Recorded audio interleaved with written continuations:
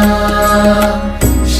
राम जय राम जय जय राम श्री राम। 82 साल के अवस्था के रहने वाले शिवनारायण पारिक जी आज जुड़ रहे हैं, जो भीलवाड़ा राजस्थान के रहने वाले हैं और यहाँ पर ये मुख्य कार्यकर्ता के रूप में, मुख्य आयोजक के रूप में आए हैं। अयोध्या में इस वक्त रामायण कथा और नवा पारायण चल रहा है, जो भीलवाड़ा के लगभग 800 से अधिक राजस्थानी भक्तों ने यहाँ पर आयोजन कराया है।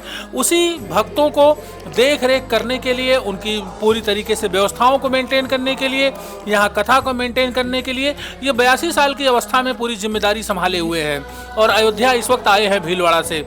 हम इनसे बात करते हैं और इनकी भावनाओं को, इनके प्रोत्साहनों को, इनके कार्यों को जानने का प्रयास करते हैं।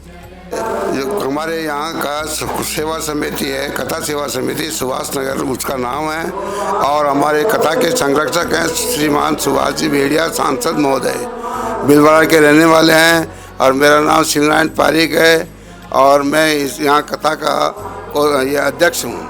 और मेरे को 25 कथाएँ करीब मैंने हमारे इनके सानिध्य में, महाराज जी के सानिध्य में, खड़े श्री महाराज के सानिध्य में करा दी थी। और वो वृंदावन के रहने वाले 1008 श्री खड़े श्री जी महाराज 45 साल तक खड़े रहे। उनका मैं 40 साल तक कोषाध्यक्ष रहा। कोषाध्यक्ष के बाद उनके कोरोना में डेथ हो गई।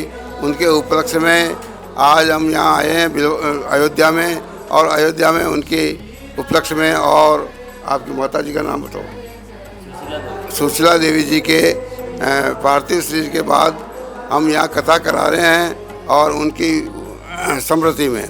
इसलिए यहाँ 9 दिन का कथा का प्रोग्राम है और 9 दिन का रामायण का पाठ है।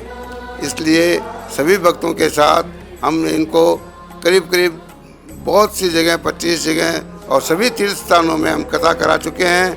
और हम नॉमिनल चार्जेज इनसे लेते हैं। हम 3000 रुपये ले रहे हैं और इनको कथा 9 दिन तक कथा सुनाना, भोजन कराना और ठहराने की व्यवस्था, सारी व्यवस्थाएं हमारी रहती है समिति की। और इसमें मैं पहले गवर्नमेंट सर्विस था और जिसके बाद मैंने गवर्नमेंट की ठेकेदारी भी की, और वो सब काम छोड़ छुड़ा करके भगवान की सेवा में हम लग गए। तो हमारा कार्यक्रम अभी हम भी 82 साल के हैं, लेकिन अब हमारी अवस्था तो कम हो रही है, जा रही है। श्रद्धा नहीं है, लेकिन फिर भी भक्त लोग मानते नहीं हैं, इसलिए हम दूसरी जगह प्रोग्राम हमेशा रखते हैं। धार्मिक स्थल पे हमारी कथाएं होती है, और धार्मिक स्थल पे अब तिरुपति बालाजी का भी 24 दिसंबर से 30 दिसंबर तक भागवत कथा का प्रोग्राम रहेगा, और वहाँ पर भी हमारे भक्तजन जाएंगे। वहाँ हमने कथा बुक करा चुके हैं और पैसे भी भेज चुके हैं एडवांस में। और हमारे सुदर्शनाचार्य जी महाराज जी हैं, अलवर के रहने वाले हैं, वो भी यहाँ पधारेंगे। और सभी संतों का यहाँ 19 तारीख को भंडारा भी होगा। और द्रोणाचार्य जी महाराज के यहाँ शिष्य हैं, उनका भी भंडारा समिति द्वारा किया जाएगा, उनको भी दक्षिणा दी जाएगी।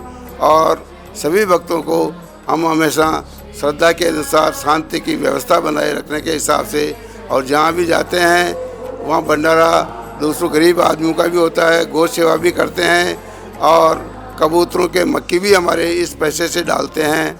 और हमने एक राम नाम धन सागर का मंदिर बनाया है भीलवाड़ा में, टंकी के बालाजी, वो भी हमारा कार्य पूरा हो चुका। और हमारे करोड़ों अरबों नाम राम नाम धन सागर के, और भागवत कथा, भागवत वो क्या है, शिव महाशिव पुराण के सारे श्लोक वगैरह लिखा करके दूसरे लिखते हैं। भक्त लोग उनकी पैसे की व्यवस्था, सारी व्यवस्था समिति द्वारा की जाती है।